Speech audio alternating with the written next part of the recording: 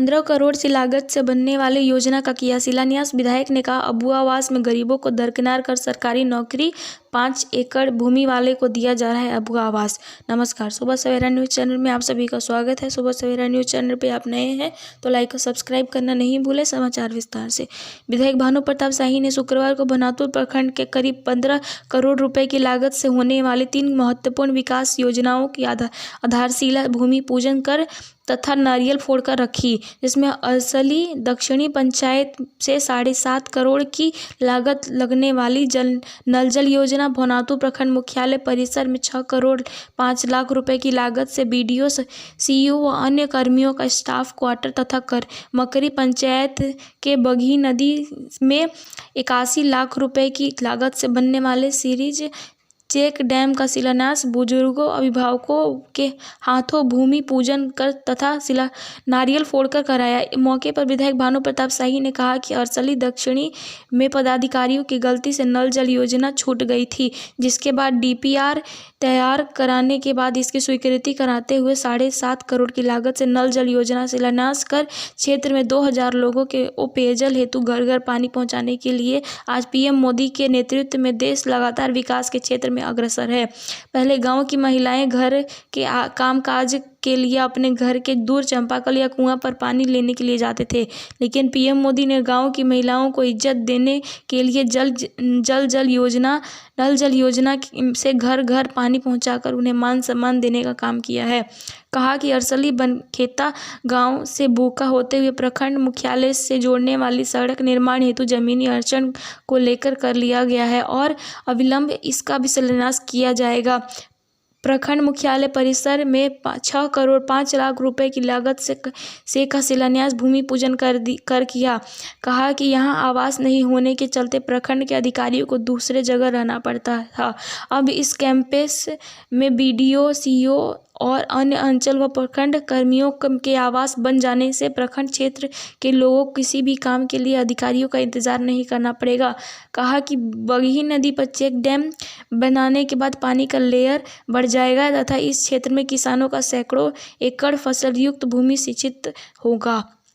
कहा कि आने वाले समय बगही नदी पर पुल का निर्माण कराया जाएगा। उन्होंने कहा कि भाजपा के लगा हुआ झंडे को देखकर भागने वाले पदाधिकारियों, जब 8 महीने बाद भाजपा का सरकार बनेगी तो उन्हें यहां आना होगा, नहीं तो उन्हें झारखंड से भागना पड़ेगा। कहा कि अबुआ आवास में गरीबों को दरकिनार कर सरकारी नौकरी, 4 पहिया और 5 एकड़ भूमि वाले अबुआ आवास दिया जा रहा है। मैं उन्हें बता देना चाहता हूं कि भाजपा की सरकार बनते ही अबुआ के बबुआ सलाखों के पीछे होंगे।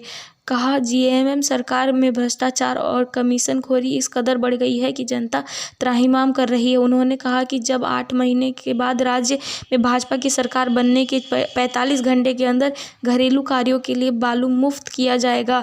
कार्यक्रम को लातेहार विश्व प्रभारी भगत दयानंद सोनी, अनिल चौबे, ब्रजेश चौबे ने की। कार्यक्रम का संचालन मंडल अध्यक्ष सोना किशोर यादव ने की। इस मौके पर प्रदीप यादव, विधायक प्रतिनिधि सुनील सिंह, ब्रजेश चौबे, भानु गुप्ता, लल्लू ठाकुर, धनंजय शाह, निरंजन पाठक, सुनील सिंह, मनु उपाध्याय, रविपाल, निरंजन पाठक, रंजीत कुमार आदि उपस्थित थे।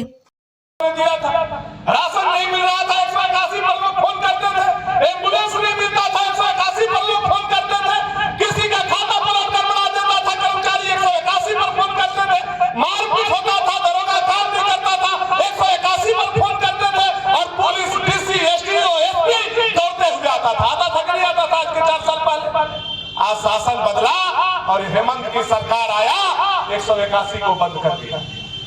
बंद हो गया ना 181। अब आप लगा करके देखिए 181 पर डायल करके कोई आपका सुनने वाला है? इसलिए कि जनता का आवाज सरकार तक नहीं सुने पहुंचे और जो अधिकारी है, पदाधिकारी है, वो लूट सके। 181 को बंद कर दिया। 1 रुपया में रजिस्ट्री होता था महिला लोगों के नाम पर, 1 रुपया में 50 लाख रुपया तक का जमीन रजिस्ट्री होता था, बंद कर दिया गया। 5 एकड़ तक के खेत वाले लोगों को 25,000 रुपया तक मुख्यमंत्री कृषि आशीर्वाद योजना दिया जा रहा था, बंद कर दिया गया।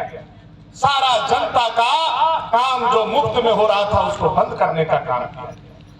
और झूठा चीज क्या दिखाया, हम 5 लाख नौकरी देंगे, बेरोजगारी भत्ता देंगे, हम 2500 रुपया पेंशन देंगे, 72,000 रुपया चूल्हा खर्चा देंगे। एक भी कोई काम हुआ तो बताइए हमको। या जेएमएम का सरकार में, जेएमएम का सरकार मतलब लुटेरा सरकार, जेएमएम का सरकार मतलब भ्रष्टाचारी सरकार। आज उस भ्रष्टाचारी सरकार के पीछे जितने लोग खड़े हैं, इतिहास उसको माफ नहीं करेगा, इतिहास उसको माफ नहीं करेगा।